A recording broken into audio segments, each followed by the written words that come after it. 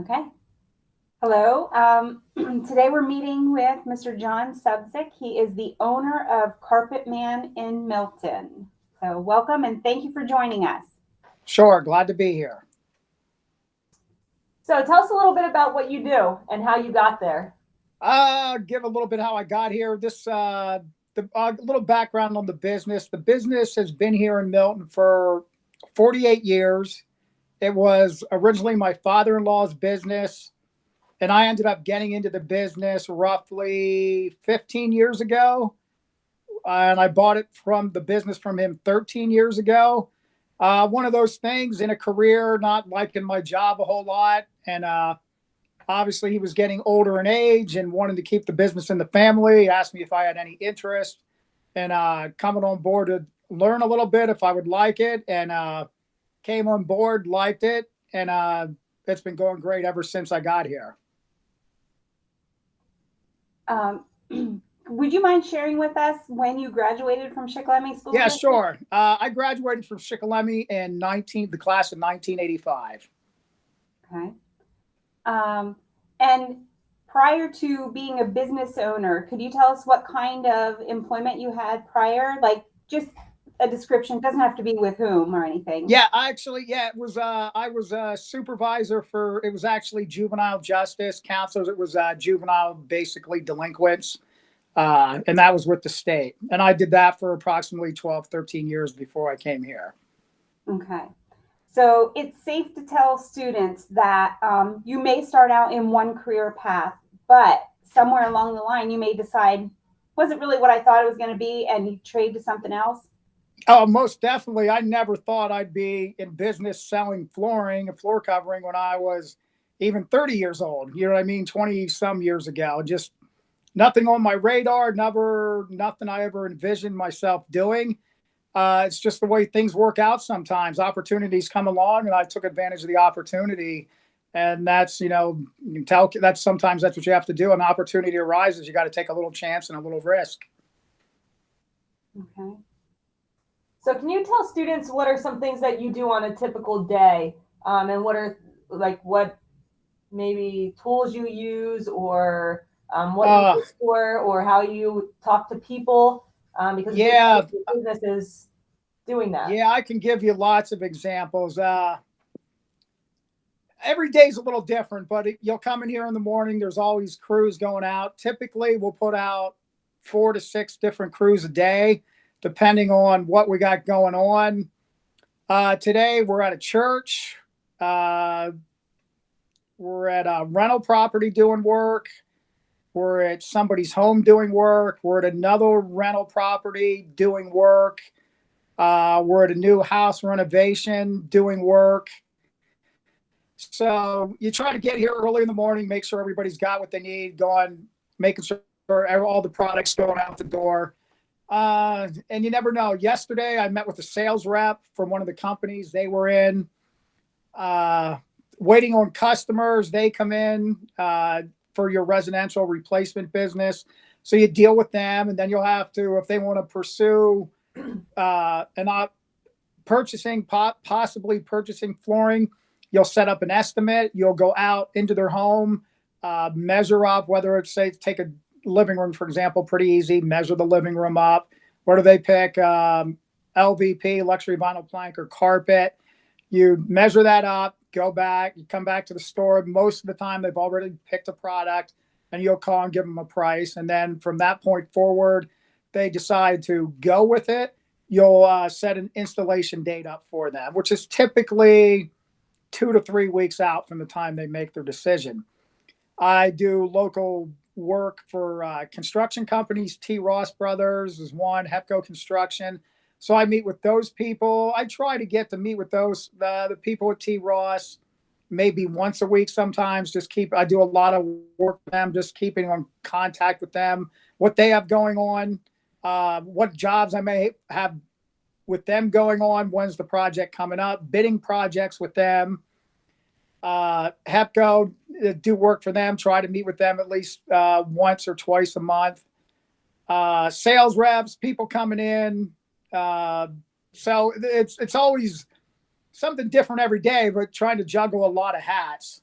For one, it's a small business, so everybody does a lot in a little business. Okay.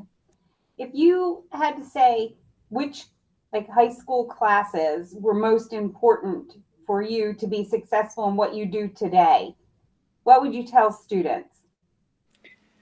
That's a good question. I don't know. I really loved history in high school, so I was always into history. Math, because I mean, math really plays a part in this because you're trying to figure out, and it doesn't have to be really high end math, even like going as high as algebra. You're trying to figure out, you work with carpet, 12 and 15-foot goods. So when you get sizes of rooms, carpet's not always going to be, the room's going to be bigger than the carpet coming. So you got to figure out how much carpet you need because you're going to need to put a seam in it and work on the side, seam it in. So you're going to need more. You got to figure that out. So, but say the room's 14 by 20, you're going to need, it's a 12 by 20. So you may need like a 12 by 25 to do the job. You always want a little bit left. Try to cut down as many seams as possible. So math is definitely a strong point that you would need right there, working in this. And lots of times different classes you really don't learn is just which kids need to, if I would say anything too, like the classes you had where you'd get up and speak in front of people, which you always hate that. Middle school, high school, you got a report to do. You got to stand up and talk to people. But when you're in retail and business, you got to talk to people every day. So it does really good getting up to learn to talk in front of people. Even if it's a crowd, it just makes you feel more comfortable in front of people. So it's hard when you're younger, I feel sometimes, to have to speak in front of people. But you got to interact with people every day, customers, sales reps, other business owners. So it's constantly interacting with people. That's awesome. I teach all seventh graders right now, and I tell them that communication is the basis for every relationship they have in life.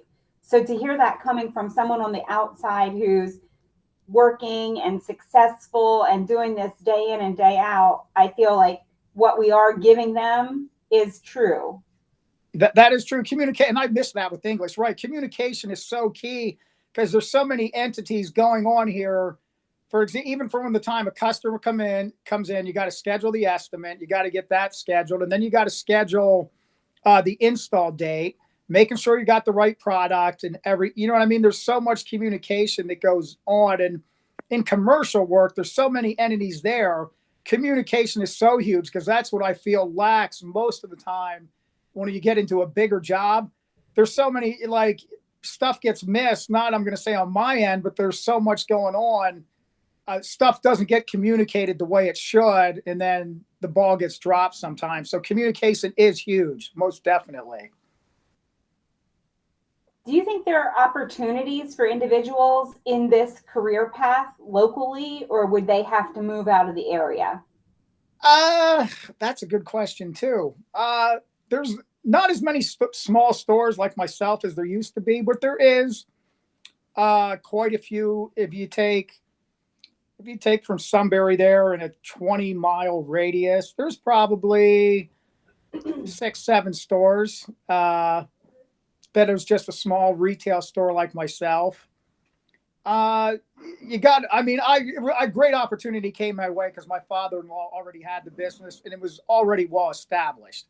So I just built upon that and got a little more aggressive with advertising and doing commercial work, which actually did in commercial work has led to other work from other people by doing jobs. So it really has helped spread that out quite a bit. There is opportunity. One of the things, if you want to go to a trade school to learn to install flooring, if they went to Votech, there's really nothing there. Some of the construction classes teach how to install tile and maybe some LVP. But basically, I've brought a couple younger people on lately. A lot of it is working with older people and almost like an apprenticeship.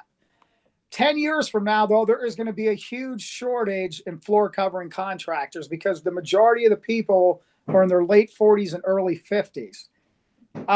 Trades are tough now for anybody talking to construction companies, kids not wanting to get in as many trades, but there's great opportunities if you don't want to go to college, whether you want to be an electrician, a drywaller, a plumbing, HVAC, flooring. You may not make a lot of money to start, but 10 years from now, my flooring installers that are young, they'll make way more money than guys making today, just because they're not going to be there. They're just not out there. And a lot of young people do not want to get in the field. It's hard work. It's labor intensive, and a lot of younger people have shied away from that recently.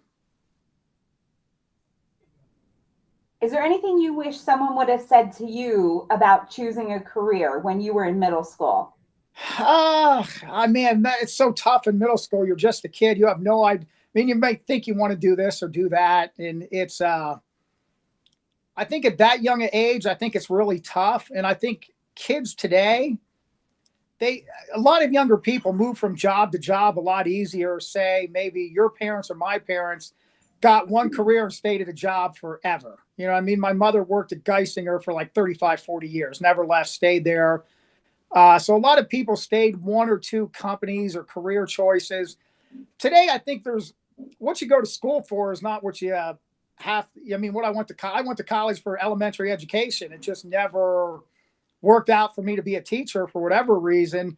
And what you think you may do in life, obviously, lots of times it doesn't pan out that way. So I think at a young age, it's really tough to make a decision what you want to do. And I think today kids are put so much pressure on them.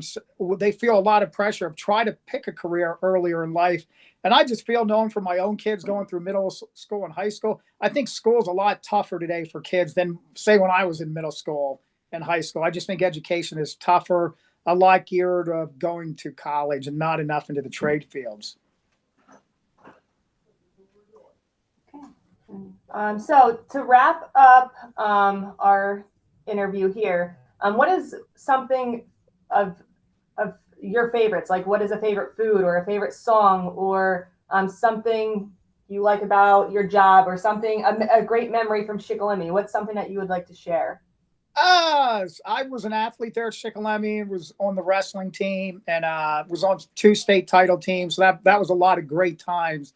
And me for high school, participating in sports, making a lot of great friends back then, and still in contact with a lot of those friends today. So even 30 some years later, I still have a lot of friendships with people that I participated in sports with back in those days. There's just a lot of friendships you keep through the years when you're involved, whether it be sports or theater or band or whatever. It's good to keep in contact with those people, because the older you get, there are a lot of your true friends that you had from a long time ago that you shared a lot of the same interests with growing up.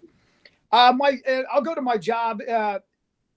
Like I said, I never thought I'd be in business, but I think the keys, no matter what career path you choose, is just hard work. You know what I mean? Hard work, working hard every day, and good things will happen to you. Taking the initiative to go find work, like even for me, like for flooring, there's lots of opportunities out there for work, people doing work. You've got to advertise, you got to market yourself. I have an advertising gentleman who does, Norm Jones Media, does my advertising, and we meet at least once a month, set up my plan for advertising, what we want to do on a yearly basis, monthly basis, quarterly basis, what we're looking to do to get people in the door, keeping great relationships with my T. Ross Brothers, Hepco Construction, keeping those customers, I'm visible to them all the time and always looking to get work from them. So I just think hard work plays a tremendous part in succeeding in life, no matter what field you choose. Good advice, for sure. All right, so to wrap it up, our motto at Shikellamy Middle School is we tell the students to be brave. And BRAVE stands for bold, resilient, active, valiant, and enthusiastic. So if you could choose one of those, which do you think is most important? Oh, man, they're all important, but I'm going to say enthusiastic. I mean, when you're in a job, whether you got to be I'm enthusiastic to come to work almost every day. I mean, I truly like my job. Obviously, I run a small business, but I like coming to work. I'm enthusiastic every day. Talk to all the guys going out, making sure everybody's doing good, check on them. The more enthusiastic you are and the more you like what you're doing, I think the better you're going to do in your career choice or your field. You don't want that job. It's a maybe a job you're just taking just to have a job for the time being you don't like. But if you go in there with a good attitude every day and enthusiastic, the day's going to go by quicker and you're going to enjoy what you're doing. Yeah, Right. absolutely. Yeah, sounds good. Well, thank you so much for joining us Yes. today. Great. And thank you for having me. Yeah, we certainly learned from you. I feel like I learned from you in this short period of time, and I'm sure the students will as well. Great. Thank you. Thank Hey, you. Have a thanks. nice day. Yeah. Have a good one. Yep. You too. Thank you again. Yep, thanks. Bye-bye. Bye.